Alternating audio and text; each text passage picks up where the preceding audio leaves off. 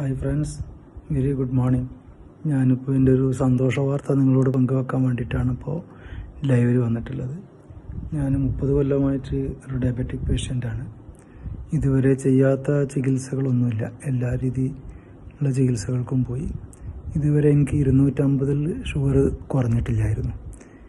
ഇന്നിപ്പോൾ ഞാൻ ഈ ട്രീറ്റ്മെൻറ്റ് എന്ന് പറഞ്ഞുകൂടാ, ഈ ജീവിത രീതി തുടങ്ങിയതിന് ശേഷം ക്യാമ്പിൽ പങ്കെടുത്ത് ക്യാമ്പ് കഴിഞ്ഞ് അതുപോലെ തന്നെ അത് സ്ട്രിക്റ്റായിട്ട് ഫോളോ ചെയ്തുകൊണ്ടിരിക്കുകയാണ്.